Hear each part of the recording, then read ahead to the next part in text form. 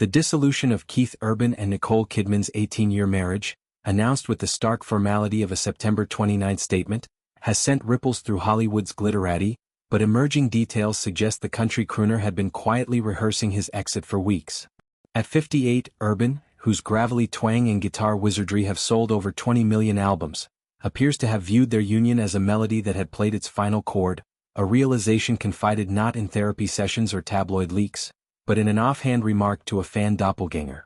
Kidman, 58 as well, the Oscar-winning chameleon whose roles from Moulin Rouge to Big Little Lies exude poised intensity, filed for divorce the very next day, October 1, citing irreconcilable differences in a Los Angeles court. Yet, as insiders peel back the curtain, it becomes clear this wasn't a bolt from the blue, but a slow-burn coda to a romance that captivated fans with its fairy tale facade. The prelude to their split unfolded in the unlikeliest of settings, a pre-concert meet and greet in Saskatoon, Canada, on September 15, mere weeks before the public unraveling. Urban, midway through his high tour, an introspective jaunt promoting his 2024 album of the same name, was approached by Dale Whiteside, a burly Saskatchewan local whose uncanny resemblance to the singer often sparks mix-ups. Whiteside, chuckling at the irony, shared how a recent case of mistaken identity hinged on finer details. Unlike Urban, he boasted no intricate tattoos snaking up his arms or the telltale wedding band etched with personal inscriptions. Urban's response, delivered with a wry grin and that signature Aussie drawl, landed like a lyric from one of his confessional ballads. Next time it'll probably be just the tattoos. Whiteside, recounting the exchange to media outlets, initially dismissed it as banter, but in hindsight, it gleams with prophetic weight, a subtle signal that the ring's removal was imminent, the ink alone his enduring signature. This fanside soliloquy paints Urban as the marriage's quiet architect of endings, a man whose stage persona of heartfelt vulnerability masked private reckonings. Their story began in 2005, a whirlwind ignition at the Day LA festival where Kidman's poised elegance met Urban's raw charisma. Just a year later, they wed in a Sydney ceremony atop a cliffside estate, her in a Balenciaga gown, him in a custom Akubra hat, vowing eternity before 250 guests including Hugh Jackman and Naomi Watts. 2 daughters followed, Sunday Rose in 2008, Faith Margaret via surrogate in 2010, blessing their Nashville manor with domestic bliss that fueled tabloid envy. Publicly they were the gold standard, red carpet arm-in-arm at the CMAs, joint appearances on the Ellen DeGeneres show gushing over family hikes in the Smoky Mountains. Urban's sobriety journey, bolstered by Kidman's steadfast support during his 2006 rehab stint for cocaine addiction, became a cornerstone narrative of redemption, their bond a bulwark against fame's tempests.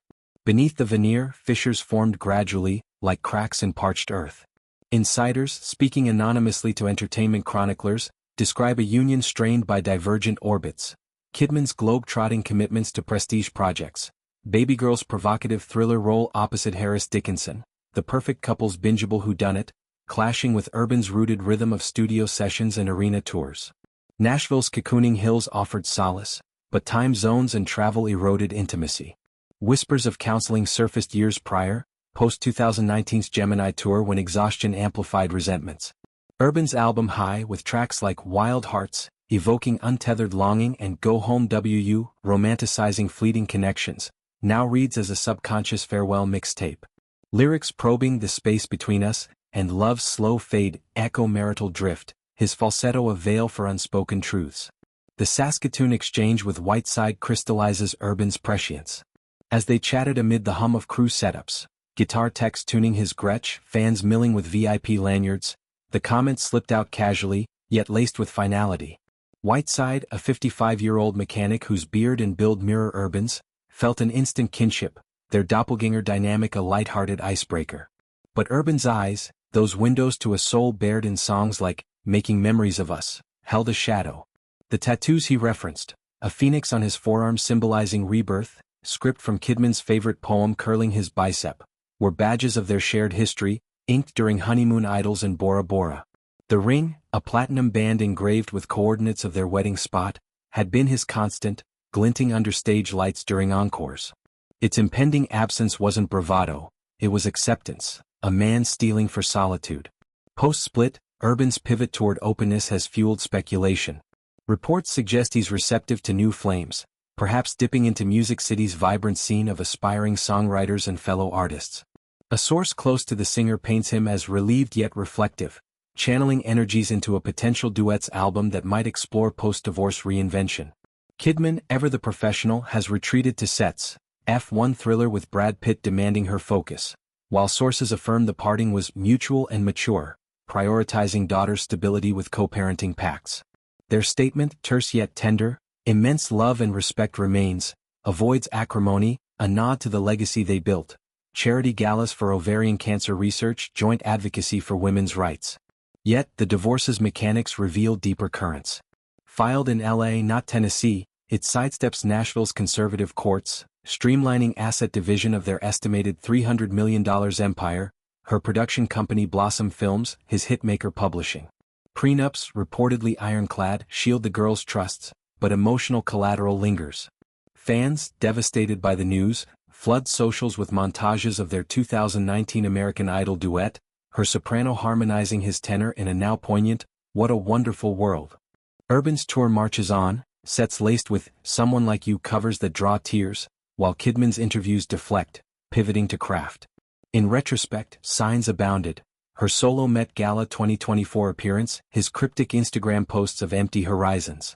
The Saskatoon Whisper, though, was the overture, a performer's cue to curtain call. Urban, who once sang of "days go by I can't control," now embodies it, tattoos a map of battles won, ring finger bare for horizons new. Their tale, from cliffside vows to courtroom closures, underscores love's impermanence. A hit singles peak, destined for remix. For the daughters, it forges resilience. For fans, a reminder that even icons navigate heartbreak's backroads. As Urban strums into uncertainty, one lyric lingers, "We got a long way to go." Indeed, the road ahead, solo but scarred with stories,